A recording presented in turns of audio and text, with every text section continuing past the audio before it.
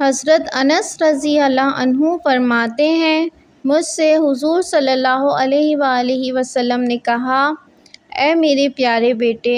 اگر تو اس طرح زندگی گزار سکے کہ تیرے دل میں کسی کی بدخواہی نہ ہو تو ایسی ہی زندگی بسر کر۔ پھر فرمایا، اور یہی میرا طریقہ ہے کہ میرے دل میں کسی کے لیے کھوٹ نہیں، اور جس نے میری سنت طریقے سے محبت کی تو بلا شبہ اس نے مجھ سے محبت کی، اور جس نے مجھ سے محبت کی وہ جنت میں میرے ساتھ رہے گا۔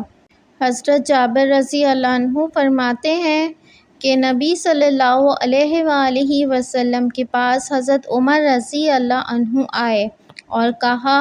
ہم کو یہودیوں کی کچھ باتیں اچھی معلوم ہوئی ہیں، تو آپ صلی اللہ علیہ وآلہ وسلم کی کیا رائے ہے؟ کیا ان میں سے کچھ ہم لکھ لیں؟ آپ صلی اللہ علیہ وآلہ وسلم نے فرمایا، کیا تم بھی گمراہی کے کھڈ میں گرنا چاہتے ہو جیسے یہود و نصارہ اپنی کتاب کو چھوڑ کر کھڈ میں گر گئے ہیں؟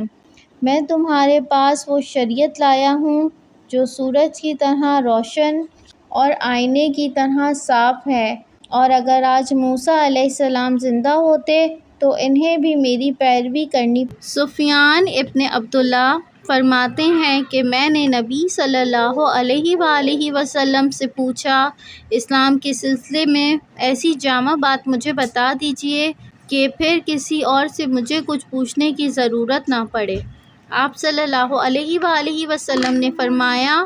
آمنت باللہ کہو اور پھر اس پر جم جاؤ، یعنی دین توحید و اسلام کو آدمی اختیار کرے اور اسے اپنی زندگی کا دین بنائے، اور پھر کیسے ہی ناسازگار حالات سے گزرنا پڑے اس پر جمع رہے۔ یہ ہے دنیا اور آخرت میں کامیابی کی کنجی۔